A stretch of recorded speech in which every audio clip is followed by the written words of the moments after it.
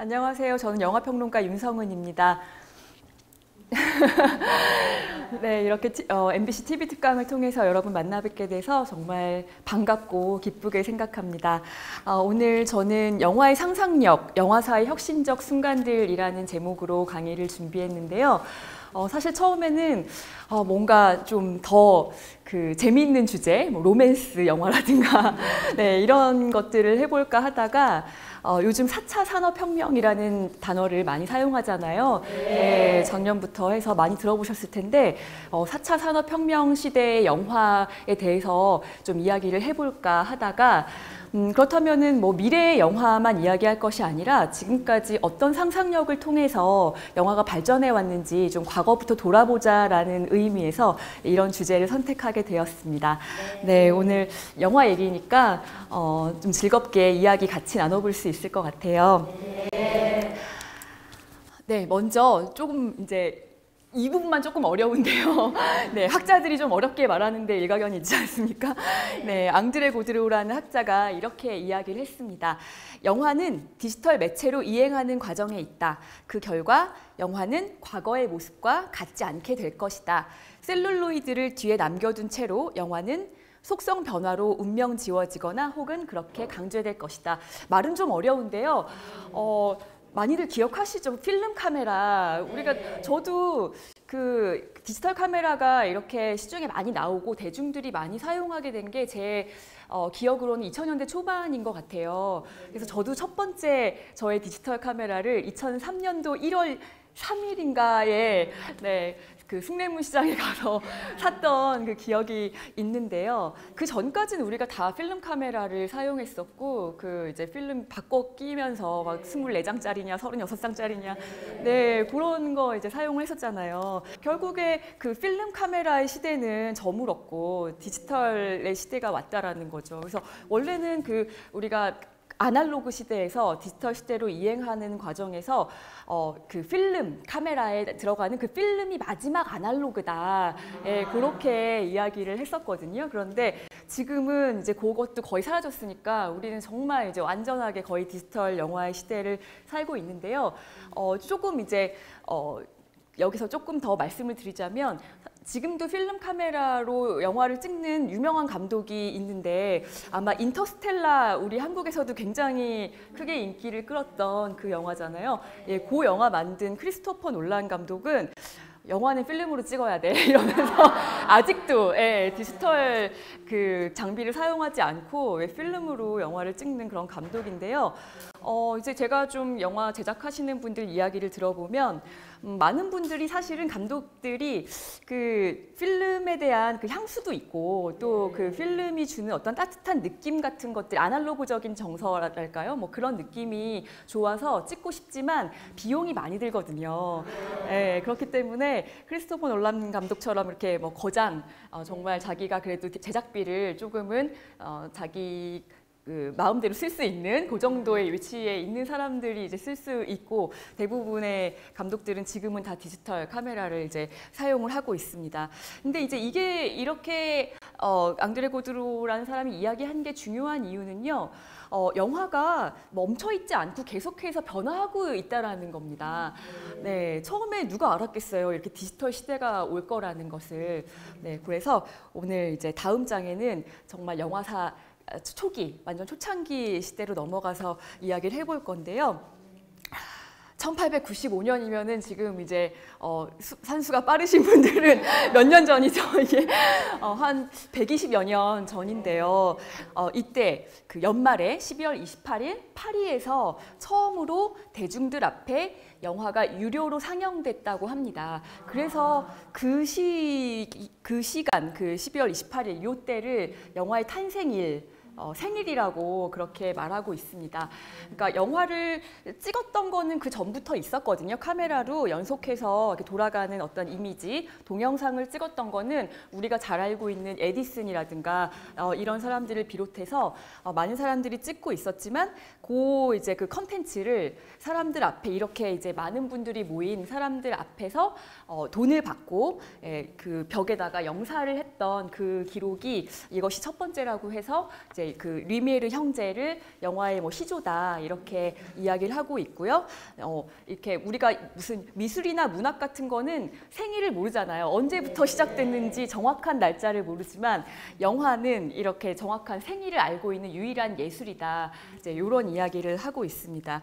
그래서 파리에 있는 그랑 카페 이제 여행들 많이 다니실 텐데 거기 가면은 아직도 이제 그랑 카페라는 데가 남아 있더라고요. 네, 그래서 거기 인디언 살롱에서 1분이 채 되지 않는 그런 단편 영화, 그런 다큐멘터리 필름 같은 그런 그 동영상을 10편 정도를 상영했다라는 기록이 남아 있습니다. 그것이 이제 영화의 첫 번째 상영일로 지금 기록이 되어 있고요. 이렇게 해서 지금 탄생한 영화는 그 우리가 영화나 그 자료를 통해서 아시겠지만 무성 영화 시대라고 하잖아요. 대사가 없는, 그리고 대사가 없고 중간중간 자막으로 이제 그 대사를 처리하는 그런 시기부터 시작을 했었는데 다음에 이제 첫 번째 유성 영화가 등장하는 시기가 바로 1927년입니다. 네, 그러니까 한 얼마 정도 지났나요? 한 30년? 그 정도 후에 1927년에 그 첫 번째 유성 영화라고 재즈싱어라는 작품을 우리가 꼽는데요. 이때도 마찬가지로 뭐 다양한 실험들이 이루어지고 있었어요. 그 유성 영화에 대한 얼만큼 사운드를 어떻게 집어넣을 것이냐 하는 것들에 대한 실험은 있었지만 재즈싱어를 이제 첫 번째 유성 영화라고 우리가 이야기를 하고 있는데 지금도 우리 그 워너브라더스사라고 해서 이제 그 제작사 그 유명한 제작사죠. 제작사가 그때 당시 약간 재정적인 위기를 겪고 있었다고 하는데요. 그 위기를 좀 타개하기 위한 그 하나의 방편으로 열심히 이 유성 영화 기술을 도입을 해서 완전히 그 요즘 시쳇말로 대박이라고 하잖아요. 완전히 크게 히트를 한 그런 작품이 재즈싱어입니다. 네, 그런데 지금 생각하면 좀 의아하게 생각하실 수 있는 게 뭐냐면 우리가 무성 영화 시대면 불편하잖아요. 그 대사를 들을 수가 없으니까 불편하고 또 대사 읽는 것도 힘들고 하니까 그 무조건 다 유성 영화를 도입하기 위해서 애를 썼을 것 같은데 사실 처음에 유성 영화가 도입됐을 때는 반신반의했어요. 사람들이 조금은 그 반대하는 사람들, 그 유성 영화 같은 것들은 필요 없다, 사운드가 굳이 필요 없다라고 생각했던 사람들도 있었고 그런 반응들도 있었는데 그게 어떤 사람들이었을까요? 이쯤에서 한번 퀴즈를 누가 좀 반대하는 입장을 취했을까요? 일단은 그 학자들, 좀 까다롭지 않습니까? 학자들이, 평론가나 학자들이 보니까 지금 기술이 너무 미흡해가지고 사운드를 녹음하는 건 굉장히 큰 기술이잖아요. 당시 처음에는. 그러니까 그 왜 그 싱크 안 맞는다 그러잖아요. 우리 뭐 옛날에는 가수들 립싱크 했을 때 보면은 입 모양이랑 노래랑 안 맞아가지고 그런 것처럼 이때도 이게 그 사운드 필름이랑 그 이미지 필름이랑 딱 붙여가지고 정확하게 맞아야 되는데 이게 안 맞으니까 막 이게 엉터리로 되고 그런 걸 보니까 야 이거 너무 후졌다 영화가. 지금까지는 그런 걸 본 적이 없는데 유성 영화가 이제 그런 식으로 좀 이제 영화의 어떤 미학성이랄까요? 그런 걸 망쳐 놓을 수가 있겠다. 이제 그건 약간 기술의 미흡함인데요.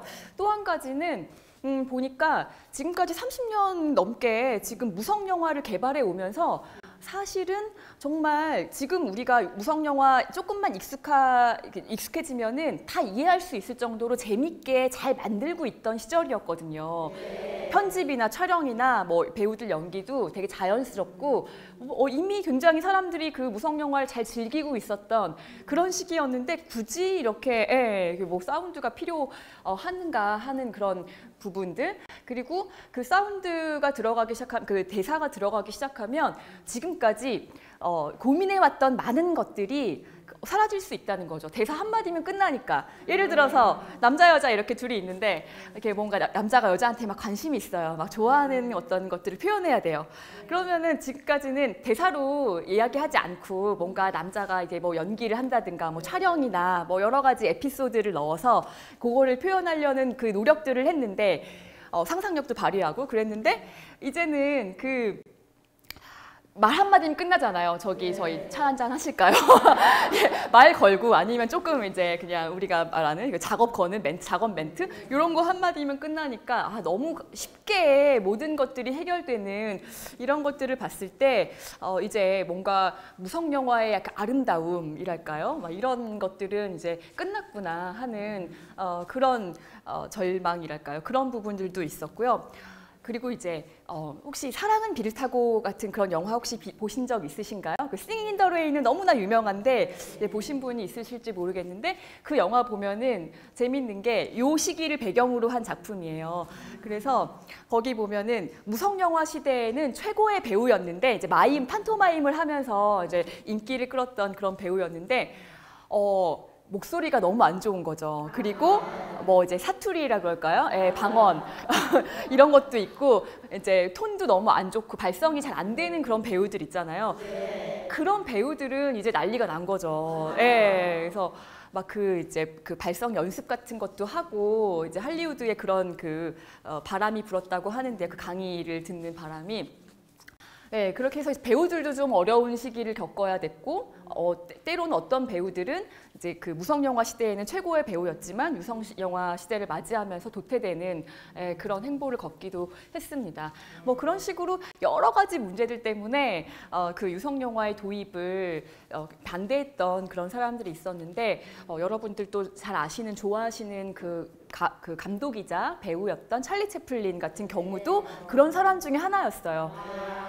이렇게 말로 뭔가를 표현하는 거, 대사가 바로 이제 화면에서 나온다는 거에 대해서 왜냐하면 찰리 채플린은 우리가 아시다시피 최고의 또 슬랩스틱 코미디언이었잖아요. 그러니까 본인은 너무나 완벽하게 모든 거를 다 몸동작으로 다 표현해 왔고 모든 것을 다 그렇게 연출을 완벽하게 해왔는데 이렇게 대사로 얘기한다는 거는 배우가 굉장히 천박하다.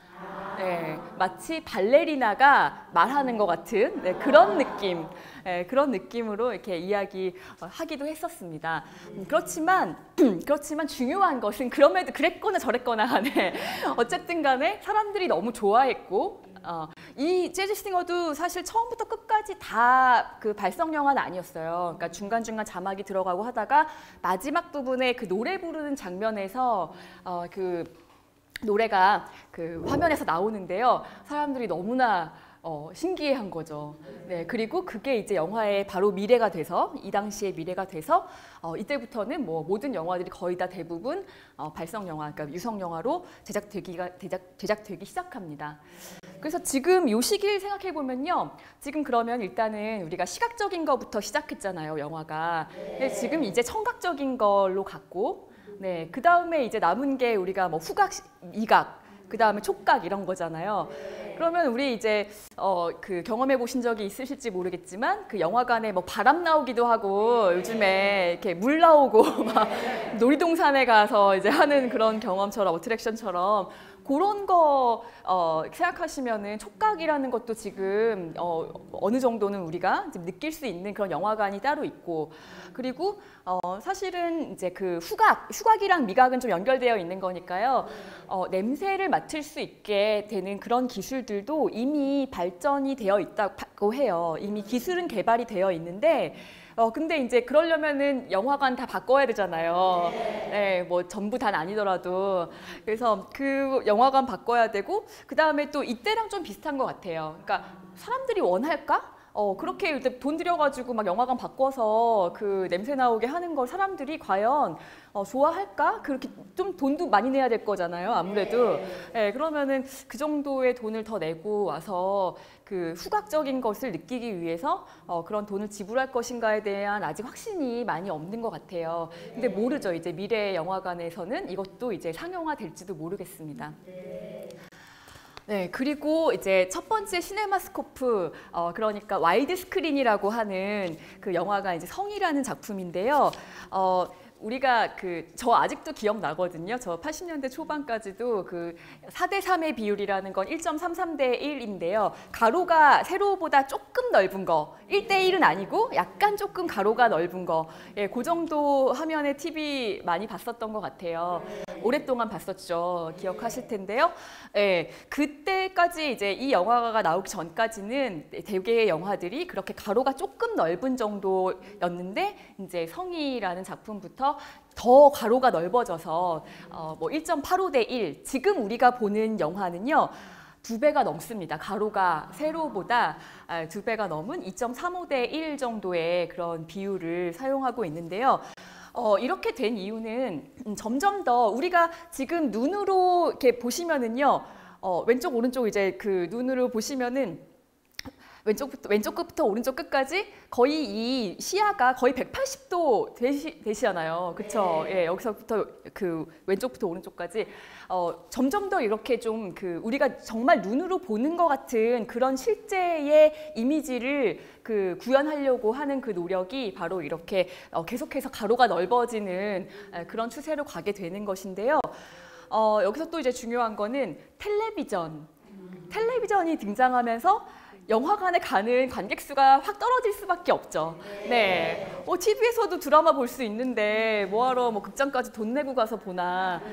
그래서 이제 전 세계적으로 어떤 나라든지 간에 TV 보급률에 반비례해서 항상 TV 보급률이 막 이제 높아지면은 영화관에 가는 관객 수는 점점 떨어졌었어요. 뭐 일본 같은 경우에는 뭐 10분의 1까지도 떨어지고요. 네. 그렇지만 우리가 아직도 이제 극장 산업이 성행할 수 있는 것은 그때그때마다 극장이 발전되어 왔다라는 겁니다. 예. 그래서 텔레비전이 만족시켜줄 수 없는 어떤 것들을 영화관이 계속해서 개발해 나가면서 그 위기를 타개해 왔는데 바로 이제 와이드 스크린도 그런 시도 중에 하나였고 성공을 거둔 것 중에 하나였죠. TV로 보면은 좀 답답한 화면이지만 이렇게 영화관에 가서 보면 큰 스크린으로 볼 수 있다. 그래서 지금도 우리가 뭐 이제 커다란 스크린에서 봐야 되는 영화들 막 이제 네티즌들이 올려놓고 하잖아요. 이거는 꼭 극장에 가서 봐야 된다. 막 이런 것들 이제 이런 계속해서 우리 눈과 비슷한 느낌을 주는 그런 이미지들 재현하기 위한 기술들이 발전해 나가기 시작했습니다. 영화사에서 정말 중요한 기술의 발전 그리고 어떤 영화사의 단계를 이야기할 때 첫 번째가 유성 영화로 넘어가는 그 시기라면 두 번째는 뭐 칼라 영화로 넘어가는 시기라던가 아니면 아까 말씀드린 그런 와이드 스크린으로 넘어가는 시기를 이야기하는데요. 그거보다 훨씬 더 획기적인 그런 전환이 바로 필름에서 디지털로의 전환이라고 말씀을 드릴 수 있을 것 같아요. 제가 초반에 말씀을 드렸는데 앙드레 고드로라는 학자의 말을 빌려서 이제는 디지털 카메라로 촬영을 합니다. 필름과 디지털은요 정말 완전히 어떤 메커니즘 자체가 다른 거거든요. 네, 그래서 저도 이제 아까 2003년도에 처음으로 디지털 카메라를 샀다고 말씀을 드렸는데요. 그러니까 저도 조금 빠른 편이었죠. 왜냐하면 제가 이제 이 공부에 관심이 있었고 2003년도가 제가 영화 이론을 공부하기 위해서 대학원에 들어간 그 연도였거든요. 근데 2004년도에 워크샵, 저는 이제 이론을 공부했지만 워크샵 수업 때문에 단편 영화를 찍어야 되는 그런 상황이었어요. 근데 그때 당시에 학생들이 이미 다 디지털 카메라로 찍는 걸 선호했었죠. 왜냐하면 돈이 덜 들거든요. 필름이 되게 비쌌어요, 사실. 예, 16mm 카메라, 16mm 필름을 사려면 막 한 통에 정말 돈을 굉장히 많이 주고 사야 되는 그런 상황이었기 때문에 그렇지만 이제 저는 그래도 영화 내가 공부를 하는데 한번 필름을 마지막으로 만져보자라는 그런 생각 때문에 필름을 사서 16mm 단편 영화를 이제 찍어봤습니다. 네, 근데 정말 성가신 일이 많아요. 이 디지털 카메라는 그냥 정말 일단 뭐 비용이 덜 든다는 부분뿐만이 아니고 나중에 후반 작업할 때나 이런 뭐 편집할 때나 이런 과정들이 굉장히 좀 심플한 경우가 많이 있지만요. 이 필름 같은 경우에는 이걸 또 디지털화해서 스캔을 받아서 해야 되고 비용도 거기서 더 많이 늘어나고 그리고 나중에 상영할 때 그 16mm 그 프린트를 떠서 그 우리 어릴 때 봤었던 극장에서처럼 막 그 소리 내면서 돌아가는 그 영사기로 이렇게 영사를 하게 되면은 일단은 그런 어떤 그걸 상영하는 영사기조차도 이제 그때 당시에 사용했던 그 디지털 방식의 그런 영사기가 아니었고 해서 많은 여러 가지 그 어려움들이 있었는데 그런 거죠. 그 이제 필름으로 영화를 제작한다는 것과 디지털로 제작한다는 거는 완전히 이제 다른 과정을 거치게 된다. 이제 그렇게 생각을 하시면 될 것 같고요. 자, 이제 아바타 나왔습니다. 아바타 많이들 보셨죠? 네. 혹시 그 3D로 보신 분 있으세요? 3D? 3D로는 거의 기억 잘 안 나시죠, 사실? 네, 이제 아바타가 나왔을 때 3D로 또 이것도 이제 아이맥스 아주 커다란 그 화면으로 봐야 된다라고 했었던 그런 영화였는데요. 야, 이렇게까지 그 기술이 발전했구나. 이렇게 그 디지털로 아름다운 화면, 이때까지 보지 못했던 색깔들이 이 화면에서 나오고 게다가 3D가 뭐 이제 그 놀이동산에서 무슨 안경 끼고 봤던 그런 거랑은 또 다른 차원의 그 깊이감, 정말 사람들이 그 살아 움직이는 것 같은 그런 느낌. 그리고 그 거기 보시면은 거의 행성에서 이루어지는 그런 부분들은 완전히 애니메이션화 되어 있잖아요. 이렇게 사람이 그 모션 캡처 방식으로 연기를 했지만 거기에 완전히 그 그림이 다 그래픽이 완전 가미돼서 결합돼서 이렇게 완벽한 어떤 아름다운 영화를 만들 수 있구나라는 그런 부분에 있어서 정말 저는 놀랐던 기억이 납니다. 그래서 그 디지털 카메라, DI라고 하는 거는 이제 디지털 인터미디에이트라고 해서 그 디지털로 모든 그 이루어지는 모든 제작 과정을 이야기하고요. 뭐 DCP라고 하는 거는 그 디지털 파일로 상영하게 할 수 있는 그런 포맷을 이제 이야기하는데요. 어쨌든 이런 식으로 해서 지금은 여러분이 이제 극장 가시면은 거기에 우리가 옛날에 들려왔던 그 35mm 카메라의 그 영상은 차르르륵 이렇게 돌아가는 그 소리 들으실 수 없죠. 네, 지금은 다 이제 이렇게 디지털화 되어 있어서 그렇게 상영을 하고 있습니다. 네, 그래서 요즘에는 아마 이제 자제분들 있으신 분들은 뭐 학교에서 이제 중고등학교 때부터 이렇게 뭐 짤막한 영상 같은 거 많이 찍어 오라고 그런 숙제를 내기도 하고 이제 본인들이 스스로 이제 찍기도 하는데요. 네, 스마트폰으로 촬영한 영화들이 많이 나오고 있어요. 근데 지금 이제 요 텐저린이라는 요 영화는 할리우드에서 모 회사의 그 단말기, 그 핸드폰, 그 스마트폰 단말기로 처음부터 끝까지 촬영된 장편 영화거든요. 그런데 제가 봤을 때는 뭐 그게 세계 최초라고 얘기는 하는데 뭐 암암리에 찍은 사람들이 있겠죠. 근데 이제 이 작품이 잘 알려졌고 너무 잘 찍은, 미학적으로 잘 찍은 그런 작품이라서 이제 제가 여기 그 포스터를 가지고 왔는데요. 한국에서도 이제 최근에 개봉을 했었습니다. 근데 이 작품 보면은 그 스마트폰, 여러분 이제 그 스마트폰은 다 다른 회사 거 쓰시잖아요. 그래서 그 회사마다의 좀 특징이 있죠. 이제 친구분들 거랑 비교해 보면 야, 이건 더 잘 찍힌다, 뭐 요거는 더 잘 나온다, 뭐 어떻게 나온다, 색깔이 뭐 이런 거 있으시잖아요. 네, 그렇게 해서 그 독특한 그 스마트폰 카메라만의 그 느낌이 담긴 거예요. 독특하게도. 우리가 뭐 필름 카메라의 느낌이 있는 것처럼 이제는 그 어떤 그 특정 회사의 그 카메라만의 어떤 미학이 담겨 있는 거죠. 그리고 이거 스마트폰으로 찍으니까 뭐 이거는 이렇게 지금 여기 촬영장에도 카메라가 이제 서 있는 카메라도 있고 이렇게 움직이는 카메라도 있지만 장비들이 조금 크잖아요. 일반적인 카메라들은. 근데 이건 작으니까 너무 역동적이에요. 이거는 마음껏 움직일 수 있고 어떤 좁은 공간에서도 촬영할 수 있고 그렇게 아주 자유로운, 시각적으로 자유로운 그런 느낌을 줍니다. 그리고 당연히 제작비가 절감되죠. 네, 스마트폰으로 찍었기 때문에 네, 이런 영화들이 지금 나오고 있습니다. 지금 이게 이제 4차 산업혁명 시대 영화는이라는 이게 제목을 붙여놨는데요. 그렇죠. 이제는 우리가 정말 작은 카메라, 아주 초소형 카메라로도 영화를 찍어서 극장에 상영할 수 있는 그런 시대가 된 거죠. 네, 그리고 이제 한국에서 좀 잘하는 건데요. 세계 최초 이런 거. 네, 또 우리가 뭐 IT 기술이나 또 이런 디지털 기술 면에서는 정말 뭐 전 세계적으로 뒤지지 않는 나라이기 때문에 지금 한국에서 일어나고 있는 일 중에 하나가 바로 세계 최초 시네마라고 해서 그 LED 시네마 그 상영관이 있는데요.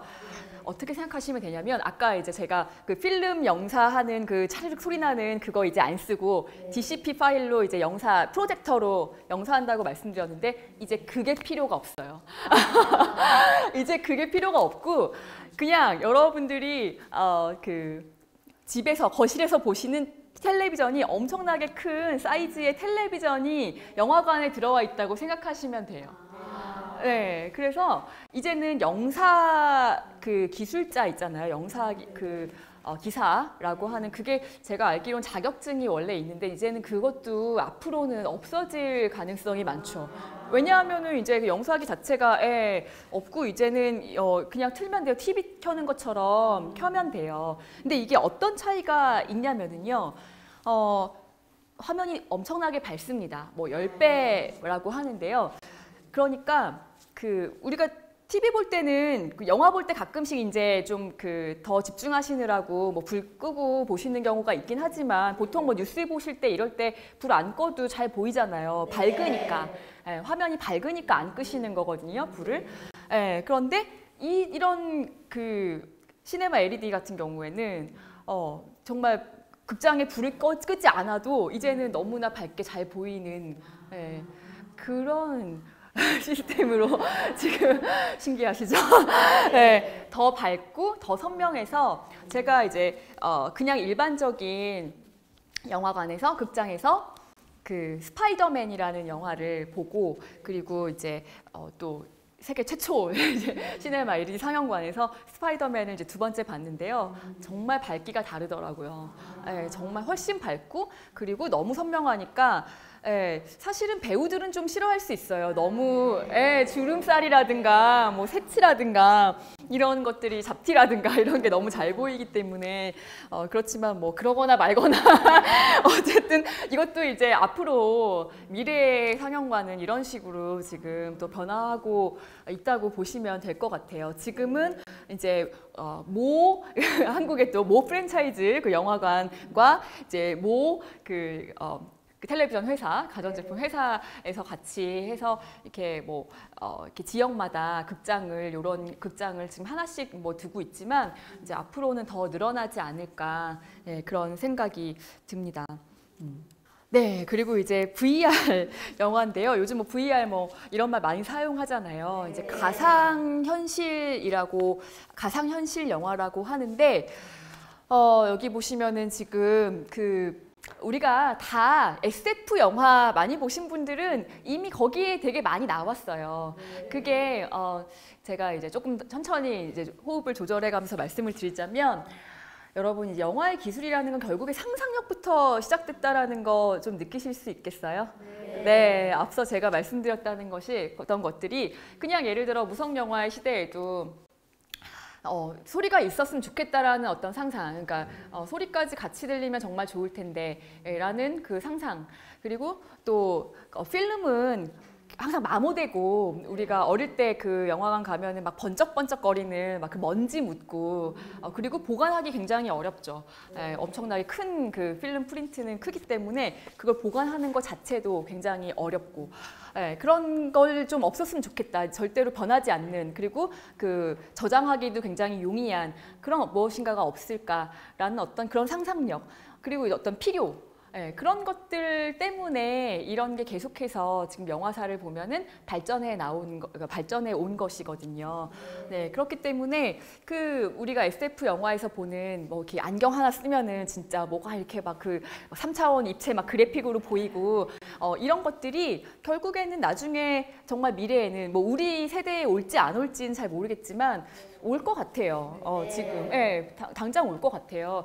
그런 것들이 지금 이루어지고 있다라는 거죠. 그러니까 이미 어떻게 제가 듣기로는 뭐 이렇게 그 다큐멘터리나 이런 거 좋아하시는 분들은 이제 기술 발전에 대한 다큐멘터리 많이 보면요, 이미 지금 막 이렇게 작게 접히는 그런 스마트폰 같은 거 그런 것들이 개발이 됐다라고 하고요. 그리고 지금 이제 요 안경 쓴 것 때문에 제가 말씀드렸는데 그 3D 안경 우리가 3D 영화 보러 가려면은 안경 쓰잖아요. 제가 한번 박람회에서 본 것 같아요. 그러니까 안경 쓰지 않고도 3D 효과를 내는 그런 화면이 작게는 지금 개발이 되어 있어요. 이미. 이제 그게 이제 상용화 되려면 좀 시간이 걸리겠지만 가상현실 영화라고 하는 거는 이건 조금 더 이제 크죠. 안경이 지금 크고 여기 지금 그 레디 플레이어 원이라는 영화는 우리가 잘 알고 있는 그 스티븐 스필버그 감독, 뭐 조스나 뭐 이티나 뭐 이런 영화를 만들었던 그 유명한 감독이 최근에 만든 작품인데요. 이제 국내에 개봉해서 이것도 꽤 인기를 얻었던 작품입니다. 근데 이걸 보면은 이제 미래의 세계를 예견하는 건데요. 미래 세계에도 역시 다 이제 어떤 그 유토피아가 있다고 볼 수는 없잖아요. 그래서 막 가난한 사람들은 또 이제 빈곤에 시달리고 별로 이렇게 삶에 이제 현실은 고통스럽고 이렇게 낙이 없고 이제 그런 상황에서 이 게임에 빠져 사는 거예요, 항상. 게임이 정말 가상현실이 돼서 요렇게 이제 이걸 쓰고 있으면은 거기 그 게임에 자기가 진짜 이렇게 자기 캐릭터가 다 있잖아요. 그 아바타. 그래서 그 캐릭터가 돼서 막 뛰기도 하고 이렇게 피하기도 하고 이렇게 몸을 움직여야 돼요. 계속 자기가 실제에서. 그러면은 그 게임 속에서 똑같이 내가 지금 움직이는 대로 그 아바타가 움직이는 거죠. 그렇게 해서 지금 이런 그 영화를 볼 때 우리도 지금 비슷한 식의 기구를 착용을 하면요. 진짜 그 장소에 들어가 있는 것 같은 느낌을 주는 그런 영화들이 지금 촬영이 되고 있고 또 이것도 한국이 굉장히 빠릅니다. 그래서 지금 완전히 장편까지는 아니어도 한 30분짜리 그런 영화들이 지금 만들어져서 이제 언론에 공개가 되고 있는 그런 상황입니다. 그러니까 굉장히 입체적이고요. 극장이 아니라 진짜 바로 그 영화 속에 자기가 들어가 있는 듯한 그런 느낌을 들도록 만드는 그런 장치인 거죠. 이런 것들이 이제 지금 나오고 있으니까 이것도 이제 얼마 안 남았어요. 우리가 극장에서 금방 이제 일반적인 관객들이 체험해 볼 수 있는데 이제 처음에 시작할 때는 아까 말씀드렸던 것처럼 약간 그 비용의 부담이 있죠. 지금도 3D 영화만 해도 좀 비싸잖아요. 근데 이제 이런 것들을 경험하기 위해서는 지금은 비용의 압박이 좀 있지만 앞으로는 점점 더 이걸 이제 어떤 진입 장벽이 낮아질 것이고 이제 그렇다면은 이제 텔레비전으로도 우리가 집안에서도 이런 것들을 즐길 수 있도록 하는 그런 기술이 나올 겁니다. 아까 제가 이제 그 와이드 스크린 얘기할 때 그 TV와의 차별점을 위해서 이렇게 영화가 또 발전해 온 부분이 있다라고 말씀드렸잖아요. 그런데 그러면은 어떻게 되냐면요. TV는 계속 영화관을 따라해요. 그거 느끼시겠어요? 뭔지 아시겠죠? 계속해서 TV는 극장처럼 만들어주겠다. 이게 광고의 그 문구입니다. 아시겠죠? 저도 이제 워낙 옛날부터 이제 광고가 이제 광고를 보면 요즘 저런 기술이 나왔구나라는 걸 알 수 있죠. 그래서 솔직히 우리는 텔레비전 한 대 사면은 10년을 쓰는데 그 사이에 기술이 몇 번이 바뀌어요, 그렇죠? 그래가지고 이제 막 점점 뒤처지게 되고 이제 그런 걸 느끼게 되는데 그러다 보면은 그 중에서는 솔직히 집안에서까지 3D 안경 쓰고 3D 영화 볼 일이 별로 없어서 이제 그런 기술은 별로 이제 사용하지 않고 굳이 텔레비전으로 스마트 기능 있잖아요. 그런 거 쓸 필요 없는데 괜히 그런 기능 때문에 더 비싸지고 가격은 그런 어떤 경험을 하기도 하는데요. 어쨌든 그러거나 말거나 그것도 역시 우리가 필요하든 안 필요하든 간에 TV는 항상 또 그렇게 이제 영화를 따라해서 더 와이드 스크린, 블랙 패널, 그다음에 이제 또 3D, 그다음에 스마트 기능 이런 식으로 해서 계속해서 이제 TV가 그 영화관, 극장의 스크린을 따라하는 그런 것으로 가고 있기 때문에 역시 이것도 마찬가지로 우리가 극장에서 먼저 경험한다면 이제 앞으로는 집안에서도 체험할 수 있는 그런 것이 되겠죠. 아마 이제 자제분들 그리고 이제 지금 제가 가르치는 학생들 이런 학생들부터 시작해서 아마 요거는 이제 계속해서 또 가속화될 것 같습니다. 저도 솔직히 이제 게임은 제가 잘 전문 분야가 아니고 잘은 모르는데요. 벌써 이미 우리가 뭐 이제 그런 거 있잖아요. 뭐 운동하고 그런 게임 같은 것들 보면은 이미 뭐 이제 어떤 그 인터랙티브라고 하죠. 그 게임과 그 게임을 하는 유저가 완전히 이제 서로 상호작용하면서 그렇게 가고 있는 그런 것들은 다 개발이 되어 있기 때문에 이것도 이제 얼마 안 남았다라고 이제 말씀을 드릴 수 있을 것 같은데요. 네, 그리고 이제 지금까지 제가 그 미래 영화 진짜 정말 이제 VR까지 말씀을 드렸어요. 그래서 이렇게 쭉 보면서 상상력, 영화의 상상력이라는 측면에서 말씀을 드렸는데 그렇다면 내용적인 측면에서의 상상력은 없느냐? 지금까지는 그 부분은 말씀을 드리지 않았는데요. 우리가 보통은 이제 일반적으로 뭐 영화와 상상력에 대해서 강의를 하겠습니다. 그러면은 이것부터 생각하시겠죠. 소재나 막 개발하는 거, 막 어떤 소재를 새로운 것들을 사람들에게 보여줄 것인가. 근데 저는 오늘은 이제 기술적인 측면, 4차 산업혁명 시대의 영화를 이야기하기 위해서 말씀을 드렸는데 이제 마지막 부분이기 때문에 이제 요걸 말씀을 드리면은요. 소재도 역시 같은 소재라고 하더라도 그것을 어떤 방식으로 보여줄 것이냐에 따라서 정말 다르게 다가올 수가 있거든요. 자, 이 I Can Speak 보신 분 혹시 있으신가요? 네, 많이는 안 보셨는데요. 보셨는데 어떠셨어요? 혹시?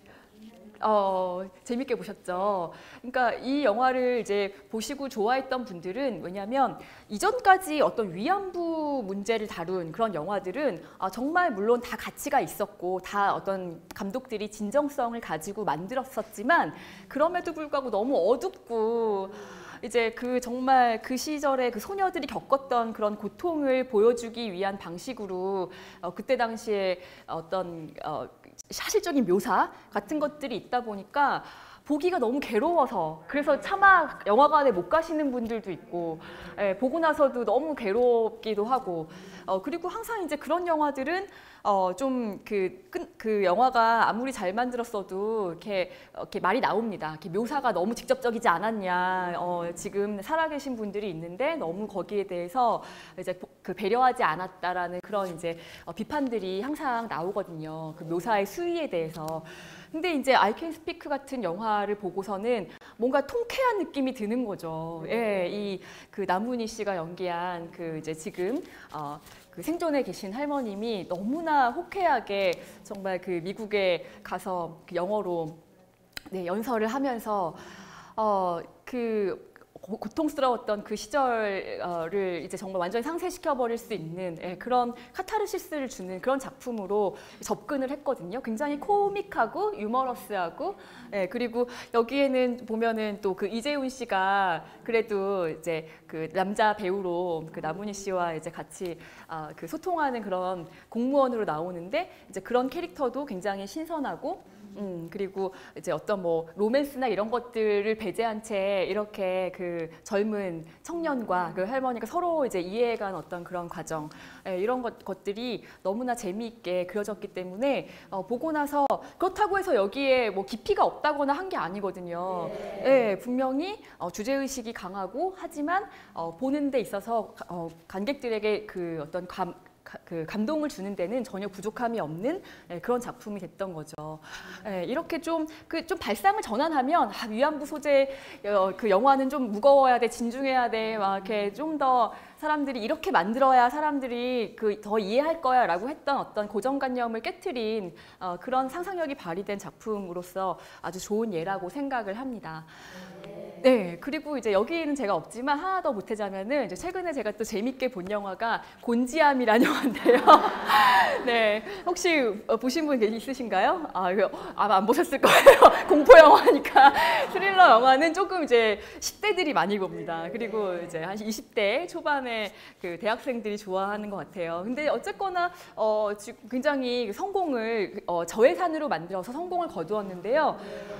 뭐 거기에는 여러 가지 운이 또 따라줬겠죠. 뭐 CNN 선정 무슨 7대 뭐 무시무시한 장소 뭐 이런 식으로 해서 조금 홍보도 마케팅 효과도 있었고 그 곤지암이라는 작품은 카메라 한 대가 아니라 요즘에 그 젊은이들은 그 뭐 아프리카 TV라든가 뭐 이제 이런 거 보시면은 이렇게 방송을 하잖아요. 그러니까 방송을 하니까 그 방송에 필요한 그런 장비들은 막 나를 보는 카메라, 바깥을 보는 카메라, 그다음에 막 여기 사방에 달아놓는 그런 카메라, 뭐 이런 카메라들을 수없이 달고 나와요. 그래서 막 분할화면이 막 보여지면서 네, 카메라 지금 몇 대가 막 같이 동시에 돌아가는 거죠.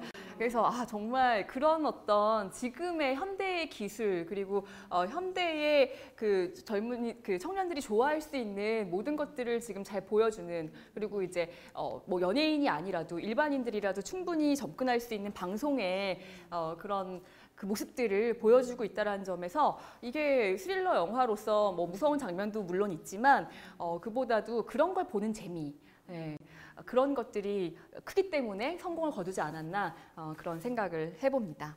네. 네, 그래서 이제 보시면은요, 불과 솔직히 120년이에요. 우리 역사를 생각해봤을 때 그 영화의 역사는 길지 않습니다. 그래서 제가 이제 학생들에게 이렇게 가끔씩 농담식으로 얘기하는 게 그 무슨 화가나 이런 사람들은 우리가 유명한 사람들 잘 알고 있는 좋아하는 화가나 뭐 무슨 그 음악가나 이런 분들은 돌아가신 분들이 대부분이잖아요. 근데 이제 영화 감독들은 아주 유명한 분들이 아직도 뭐 30년대생 뭐 이런 분들 아직도 영화 작업을 하고 있는 분들이 많아서 이제 가끔씩 이제 부고가 뜨잖아요. 인터넷에 뭐 유명한 감독, 뭘 영화를 만든 감독 이제 그러면은 이제 어떤 때는 잘 몰랐을 때는 아직도 이분이 정정하셨었구나 막 이런 생각을 몰랐을 때는 그런 생각을 할 때도 있고, 어떤 때는 이분이랑 진짜 이렇게 동시대에 이제 영화인으로서는 같이 살고 있다라는 게 굉장히 그 영광이었구나라는 생각을 할 때도 있습니다. 그 정도로 이제 짧은 영화의 역사를 가지고 있는데 그 사이에 너무나 큰 변화가 있었던 거죠. 정말 마지막 아날로그라고 생각했던 그 필름이 사라지고 디지털 시대를 맞았던 거, 이거는 진짜 우리가 좀 주목해봐야 될 그런 사건이고요. 그게 근데 몇 년 안 됐다라는 거, 우리 시대에 일어난 변화라는 거, 네, 2000년대 이후에 이렇게 급속도로 이렇게 변하고 있다라는 거고요. 영화의 개념을 무너뜨리는 작품들이 등장을 했다. 이제 그 앙드레 고드로가 처음에 말했던 것처럼 그게 왜 그러냐면, 여러분 그 영화를 이야기하는 영어 단어가 보통 세 개를 얘기하거든요. 일단 필름이라는 게 있잖아요. 필름, 그다음에 시네마, 그리고 무비, 이 세 가지가 있습니다. 그러면은 무비라고 하는 거는요, 상당히 그런 대중적인 의미에서 그 오락적인 의미에서 그냥 외국 사람들 얘기할 때 오늘 우리 주말에 영화 한 편 보러 갈까? 라고 할 때 무비라는 말을 씁니다.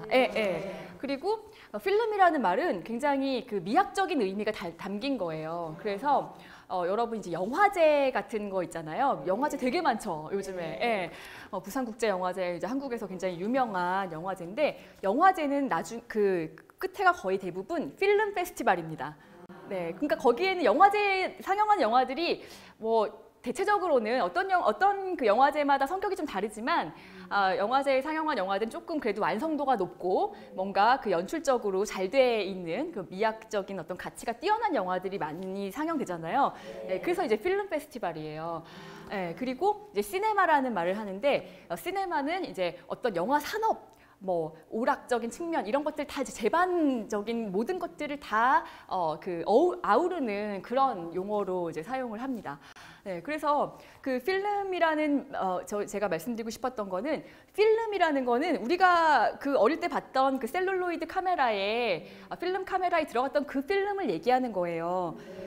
그러니까 그거 자체가, 셀룰로이드 필름 자체가 영화라는 용어로 사용됐을 정도로 절대적인 거였는데, 지금은 이거 필름이라는 단어를 영화로 이제 사용하지 않을지도 몰라요, 앞으로는. 그거 정말 신기한 일이죠. 지금 뭐 100년이 넘게 필름이라는 단어를 영화라는 말로 사용해 왔지만 이제는 필름을 사용하지 않으니까 앞으로는 어떻게 될지는 우리는 잘 모르겠습니다.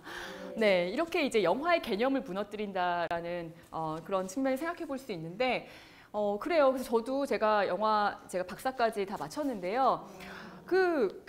사람들이 그 영화란 무엇인가 이런 질문을 던지면은 뭐라고 대답을 해야 되나 가장 어려운 질문인 것 같아요. 예, 영화란 무엇인가에 대한 질문에 대답하기는 굉장히 어려운 것 같습니다. 왜냐하면 계속 변하고 있기 때문에 그렇죠. 하지만 그럼에도 불구하고 변하지 않는 것들이 있다. 네, 인간과 인생에 대한 질문들이 영화에는 들어가고, 그리고 디지털 영화로 이미 어떤 형식은 바뀌었지만 거기에는 항상 뭐 인생이라든가 또 인간이라든가 가족이라든가 사랑이라든가 또 삶과 죽음에 대한 어떤 그런 가치들, 삶의 가치들 이런 것들에 대한 아날로그적인 주제들이 들어가게 되어 있다. 그런 거 사람들이 좋아하니까 그런 어떤 접점이 있고 예를 들면 뭐 신과 함께 같은 영화, 그런 영화는 완전히 디지털 영화, 막 진짜 그 액션 이런 것들 다 컴퓨터 그래픽이지만 거기에 주제는 가족과 어떤 사랑이잖아요. 그리고 이타적인 삶에 관한 것들이죠. 이런 어떤 그 이어령 선생님께서 말씀하신 디질로그라는 것들은 분명히 영원히 계속될 것이고, 그리고 이제 마지막 새롭지 않은 것을 새롭게 보이도록 하는 것, 이거는 이제 제가 한번 써본 말인데요. 아까 그 I Can Speak 같은 영화, 곤지암 같은 영화, 사실은 별로 새롭지 않을 수 있는 소재지만 그걸 어떻게 우리에게 소개하느냐에 따라서 굉장히 이제 달라질 수 있다는 거, 여기에 영화의 상상력이 들어갈 수밖에 없다라는 거, 그걸 말씀드리고 싶습니다. 오늘 조금 어떻게 보면 기술적인 측면에서 좀 어려운 부분이 있었을지 모르겠는데요. 네, 재미있게 들어주셨길 바랍니다. 윤성은이었습니다. 감사합니다.